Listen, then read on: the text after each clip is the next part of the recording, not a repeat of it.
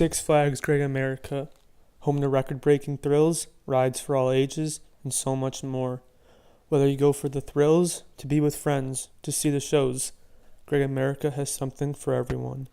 With 14 roller coasters, Great America currently ranks 5th in the entire world for most roller coasters at a theme park and 4th in the nation. Thrill seekers come from all over the world to ride the world-famous roller coasters of Great America, and it is one of Six Flags' top parks. Great America has about 3 million visitors a year and is one of the top tourist attractions in Illinois, generating about $100 billion in tourist revenue for the state since 1976.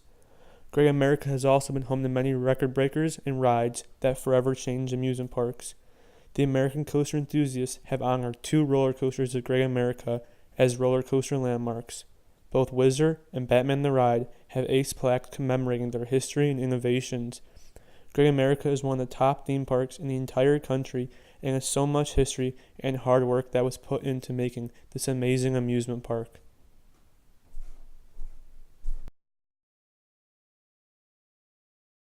In 1974, the Mariott Corporation began construction on 2 new amusement parks. These 2 new amusement parks were both called Marriott's Great America. One was to be built in Santa Clara, California, and the other in Gurnee, Illinois. A third one was to be built in the Baltimore, Washington, D.C. area, but this never happened. Gurnee was a very small city of only about 3,000 people at the time. Not everyone in Gurnee was that excited about the Mariott Corporation's new $30 million 300-acre park. Former Gurnee mayor described the situation in the Chicago Tribune in 2015. He said, "But those were the outside people. Those were the no-growthers and the environmentalists. They didn't care about Gurnee. The anti-Great America people thought they'd beat us. They had petitions signed, and they won a referendum." A vote was held in late 1973 to decide the fate of Marriott's Great America. The supporters of Great America far outnumbered the rest, and construction started in 1974. After years of construction, Marriott's Great America in Gurnee opened up on May 29, 1976, the year of the bicentennial. Just 9 days earlier, Marriott's Great America in Santa Clara opened. The opening was a huge deal, especially in Chicago. There was even a 1-hour TV special in Chicago celebrating the opening. Single-day admission only costed $7.95. See? I told you I could do it. Welcome to Great America and a celebration at Great America. Welcome back to our celebration at Great America. We'll have a lot of stars and music and plenty of excitement everywhere. And what's a better way to start this off than a big, terrific parade? And I've got the perfect person to start as far as Bugs Bunny.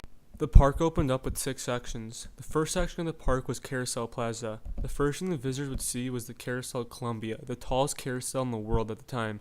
This ride still stands today at the entrance of the park. The 5 other sections of the park were County Fair, Hometown Square, Orleans Place, Yankee Harbor, and Yukon Territory. County Fair had the park's top attraction at the time, Turn of the Century, a steel roller coaster featuring a double corkscrew. This ride was built by Aero Development, who was a huge coaster manufacturer that had just built the first modern looping coaster. Other attractions at County Fair included a merry-go-round, Barney Oldfield Speedway, Eagle's Flight, Fiddler's Fling, and Sky Whirl. The second roller coaster at Marriott's Great America was Willard's Whizzer, built by Schwarzkopf and located in the Hometown Square section of the park. This ride was named after Willard Marriott, founder of the Mariott Corporation. Other notable rides in this section were Bottoms Up, Great American Scenic Railway, and Triple Play. The third and final roller coaster that was located at Great America in 1976 was Golf Coaster. Golf Coaster was a small kiddie roller coaster that was removed after only 1 year due to fires and other problems. Golf Coaster was located in Orleans Place, along with Cajun Cliffhanger, Orleans Orbit, and Traffic Jam. Yankee Harbor was home to the Lobster and Yankee Clipper. The final section of the park, Yukon Territory, featured rides such as Loggers Run and Yukon Yahoo. Marriott's Great America didn't stop with the expansion even after the successful first year. New attractions were added in 1977 for Great America's second year. 300-foot tall Sky Tower observation tower located in the front of the park, and another new notable attraction was Southern Cross. Southern Cross were 125 feet over the park and was one of the largest and tallest gondolas ever built. In 1978, a huge new attraction opened at Marriott's Great America in Yankee Harbor. The ride was Tidal Wave, Great America's first new roller coaster since the opening 2 years earlier. The ride had opened up in Santa Clara the year before. Tidal Wave launched the riders at 55 miles per hour through a 76-foot tall loop and then sent them on the same loop backwards. Tidal Wave was a shuttle loop roller coaster and was one of the most advanced coaster models of the time. In 1979, Marriott's Great America took a break from new thrills. One new attraction was the Victorium, a gigantic IMAX theater. In 1980, the turn of the century changed into a new ride.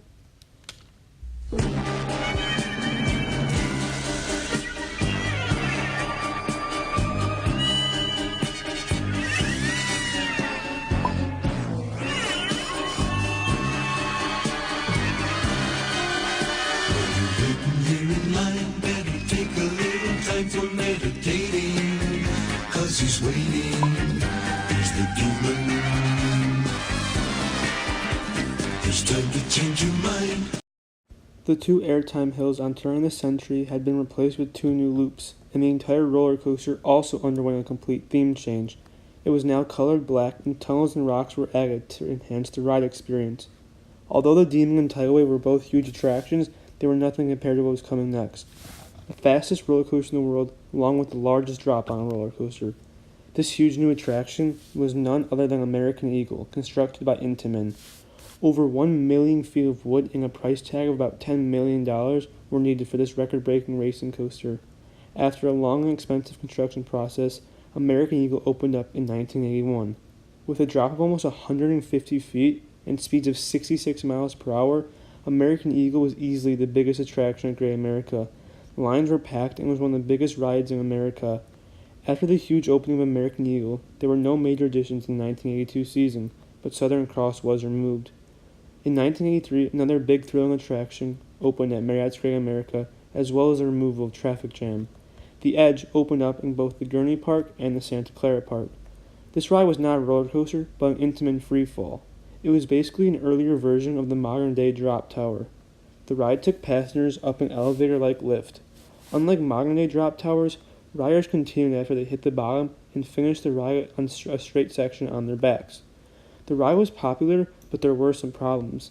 The ride had to be partially redesigned after 4 teenagers were injured and hospitalized after an error on the ride. Teenager Jim Shaughnessy described the incident. "We heard a click and fell straight down. There was blood all over me. I blacked out, and the next thing I knew, I was in an ambulance." The ride only lasted a couple more years and eventually closed after the 1986 season. The accident was one of the reasons that government became involved in inspecting and regulating amusement park attractions. Great America's next major attraction opened the following year in 1984. Eagle's Flight gave its last ride, while Whitewater Rampage, now known as Roaring Rapids, was a new water ride at the park. Unknown to many, Whitewater Rapids was the last ride to be built by Mariott.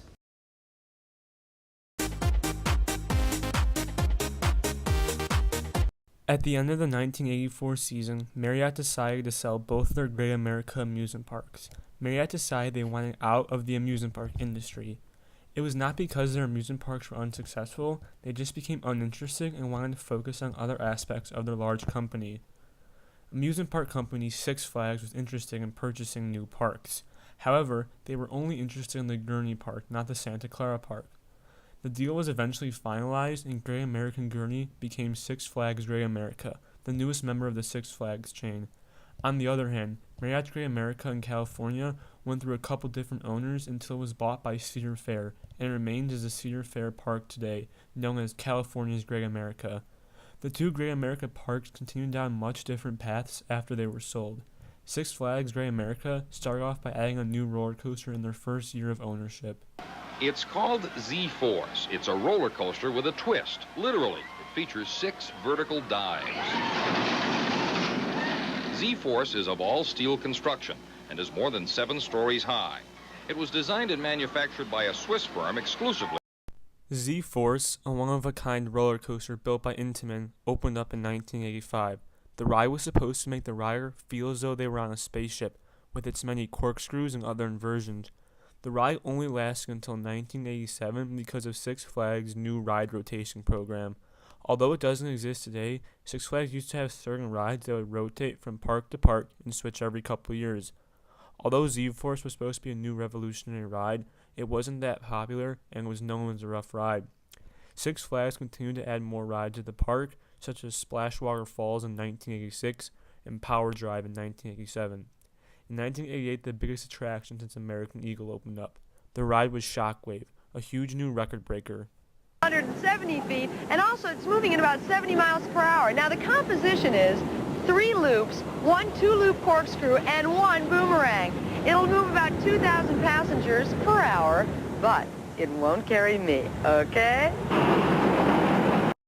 Shockwave was built by Aerodynamics and did something no other roller coaster had ever done. Shockwave featured 7 inversions, the first roller coaster to do this, and held the record as the tallest roller coaster in the world for a time with a height of 170 feet. The next year, Six Flags added another roller coaster to the park. Rolling Thunder was a steel bobsled coaster. This type of ride featured a track that is basically a tube and is similar to an actual bobsled. The ride was not brand new though. It came from Six Flags Great Adventure in New Jersey. Six Flags continued the abundance of new thrill rides by adding another roller coaster in 1990, the third in 3 years. This roller coaster was Iron Wolf, one of the first roller coasters that had riders stand up during the ride. It was also the first ever roller coaster built by the new Swiss manufacturer Bolliger & MacLeod, also known as B&M. This company would go on to become one of the biggest roller coaster manufacturers in the world. B&M would go on to build 4 more roller coasters at Great America, including favorites like Raging Bull and X-Flight. Iron Wolf was about 100 feet tall and sent the standing riders through 2 inversions at top speeds of 55 miles per hour. In 1991, Great America would not add a roller coaster for the first time since 1987. Instead, Great America added a new ride for all ages. The Condor opened up in 1999 with a height of 112 feet. But 1991 was also the last year of one of the park's most iconic rides. Tidal Wave spent its last season after operating at the park since 1978. The park was running out of room to build new roller coasters, and Six Flags decided to remove Tidal Wave for a new roller coaster. This was also the year when the first ever Fright Fest was held. This Halloween Fest has since expanded from the original Fright Fest and has continued to be a huge attraction and is very popular. Fright Fest includes haunted houses, retheming of rides, shows, and many other Halloween aspects. In 1992, one of the most revolutionary roller coasters in the world was unleashed at Great America. Six Flags Great America's general manager, Jim Winthrop, wanted to build an inverting roller coaster with an inversion. Outside looping thrill ride. Park guests hang below the track in high-speed chairlift type vehicles, similar to what you'd find at a ski area, as they whirl over and around Gotham City. One rider said, "It felt like being in the cockpit of a jet fighter plane." Adding to the thrills is something called the Heartline Spin, a 360-degree roll at 0 gravity. Batman the Ride covers more than a half mile of track in about 2 minutes, even with Six Flags, that we're able to create an entirely new experience that probably has never existed in the theme park with every element of a thrill ride. I mean, this is the most exciting ride. This is probably the big daddy of them all now, combined with B&M's Batman the Ride changed roller coasters forever. It is considered to be the biggest investment for a single ride in Great America's entire history. Compared to the other inverted roller coasters at the time, it was miles ahead. The other inverted roller coasters were much rougher and didn't feature inversions. Batman the Ride featured not 1, but 5 intense inversions. B&M had changed the game only a couple years after their first ever roller coaster. Batman the Ride was such a success that clones of the ride were built all over the United States. In 1993, the large Southwest Amphitheater was built and hosted Batman-themed shows to go along with that new ride. Great America's next new attraction came the following year with Space Shuttle America. This ride featured a full-scale Space Shuttle replica, and the actual ride was a motion simulator. In 1995, Great America added a new roller coaster that was built for the new section of the park that had been under construction. Viper was the park's second winning roller coaster and is modeled after the Coney Island Cyclone. Viper is the only ride to ever be built and installed directly by Six Flags.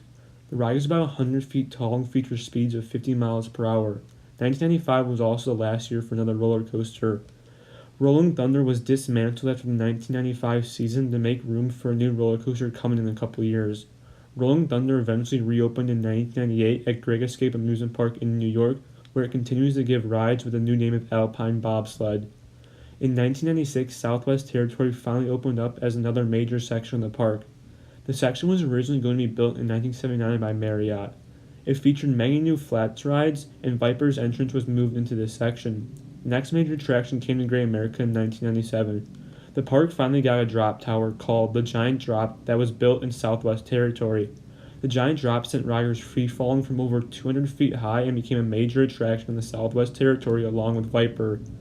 1998 was the first year for Spacesuit Sprocket Rockets, a kiddie roller coaster located in the brand new Camp Cartoon section of the park that was aimed for a younger audience than the other rides. Next year, though, one of Great America's greatest and most iconic rides ever opened. 1,100 tons of trouble. A steel beast in a bad mood. A super coaster, unlike any other in the world. Face Raging Bull, the fierce first of its kind. High-twisting hypercoaster, and 20 stories, the tallest of 10 world-class coasters. Only at Six Flags Great America. Raging Bull, built by Bulliger and MacLeod, was the first hyper-twister roller coaster in America and was built in the Southwest Territory. The ride became the tallest, fastest, and longest roller coaster in the park. All of these records still stand today. It was the first and only roller coaster at the park to break the 200-foot barrier for roller coasters. The ride also reached speeds of 73 miles per hour. Raging Bull instantly became one of the park's top attractions and a top roller coaster in the world. It was voted the 14th best steel roller coaster in the world by Amusement Today the year that it opened up. In 2000, two classic rides, Sky Whirl and Cajun Cliffhanger, closed for good. 2001 became the first year since the park's opening that multiple roller coasters were added in the same year. Receiving multiple roller coasters in the same year is extremely rare for a park like Six Flags Great America. The first new roller coaster opened in 2001 was V2 Vertical Velocity, built by Intamin. Surprisingly, V2 and American Eagle are the only Intamin roller coasters at Six Flags Great America. V2 utilized the all-new LAM launch system.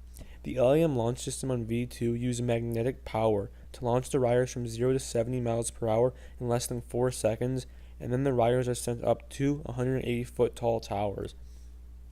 The other new roller coaster was Deja Vu. Deja Vu was a giant inverted boomerang built by Vekoma. Six Flags opened up 4 giant inverted boomerangs in 2001, all with the exact same layout. On Deja Vu, riders climbed a 178-foot tower with a cable lift and then are dropped down into a short inversion-filled layout. The ride goes through the layout both frontwards and backward. In 2002, an iconic ride built in 1976 was announced to be closing for a future attraction in 2003. Whizzer was announced to be giving its last rides, and a goodbye party was given to the attraction. However, public outcry caused Six Flags to change the decision. Instead, they decided to close Shockwave instead for the new ride. Whizzer was more popular than Shockwave, and the ride was dismantled after the 2002 season. The pieces of Shockwave were put in storage by Great America. They were never able to sell or relocate the roller coaster, so in 2004 Shockwave was scrapped. The new ride for the 2003 season was Superman Ultimate Flight, a B&M flying roller coaster. It was the third of its model to open up at a Six Flags park. On Superman Ultimate Flight, riders are put into a flying position in the station. The ride goes down a 100-foot tall drop into 2 inversions, including the forceful pretzel loop. This was also the last year for a merry-go-round, which had been at the park since the opening in 1976. An entire new section of Great America was announced to be opening up for the next year. The new section, Mardi Gras, later opened up for the 2004 season. It was built in an area that was originally part of the Orleans Place section. The 2 biggest attractions in Mardi Gras were Raging Cajun, a Zamperla spinning roller coaster, and King Chaos, a thrill ride that sent riders upside down many times, which replaced Power Drive. Also in the same year, Revolution was added to the park. This ride originally operated at Six Flags Great Adventure in New Jersey. 2005 was the year of the largest expansion in Great America's history. The new expansion was a 15-acre Hurricane Harbor water park located right next to the main park. Other similar water park expansions were being built all around the Six Flags chain. The water park was successful and boosted the park's attendance the following year. Next year, Six Flags Great America celebrated its 30th year anniversary, and no major attractions were added to the park. There were many changes to the park in 2007, including the introduction of the new Flash Pass system, new shows and entertainment, and the kids section Wiggles World, now known as Kidsopolis. 2007 was also the last year for Deja Vu, the giant inverted boomerang. The ride suffered constant technical difficulties and downtime during its short life at Great America. Unlike Shockwave, Six Flags was able to sell Deja Vu. Silverwood in Idaho purchased the ride and opened up in 2008. It continues to operate today with the new name of Aftershock. Great America's first and only indoor roller coaster opened up in 2008. Themed after the recent successful movie, The Dark Knight was a wild mouse roller coaster with heavy theming. In 2009, Buccaneer Bagel, a boat ride aimed towards younger audiences with many interactive elements throughout the ride, opened on the former spot of Deja Vu. However, 2009 was not a good year for the Six Flags chain. Six Flags filed for bankruptcy but announced that the amusement parks would continue to operate. Six Flags successfully emerged from bankruptcy in 2010 and has continued to run Great America successfully since then. In 2009, Kiddieland in Chicago, which had been operating since 1929, closed to make way for a Costco. The amusement park catered exclusively to children. One of their signature attractions was a Lego Dipper wooden roller coaster. The Lego Dipper, built in 1950, was purchased by Great America and opened up in 2010 at Six Flags. Barney Oldfield Speedway closed for good in the same year. There was also a possibility that Great America will be getting a relocated roller coaster, Chang, from Six Flags Kentucky Kingdom, in the spot of the recently removed Space Shuttle America. Chang was a much larger and more popular B&M stand-up roller coaster than Iron Wolf, and the belief was that Iron Wolf could be closed for Chang. However, the decision was made to send Chang to Six Flags Great Adventure in New Jersey. Chang opened up a Great Adventure in 2011 as Green Lantern. Instead, Great America received an expansion to Hurricane Harbor in the 2010 season. Even without the addition of Chang, the following year was the last for an iconic ride at Great America. Iron Wolf, which had operated for 21 years since its opening in 1990, had its last stand on September 5, 2011. Six Flags announced that the ride would be moved to a smaller Six Flags park in Maryland. The ride was renamed Apocalypse and completely rethemed. Apocalypse continues to operate at Six Flags America to this day. The secret is out. Six Flags unleashes X-Flight, experimental Black Ops technology that suspends you on the wing of extreme flight, catapult through 5 hypersonic inversions and into the eye of a needle.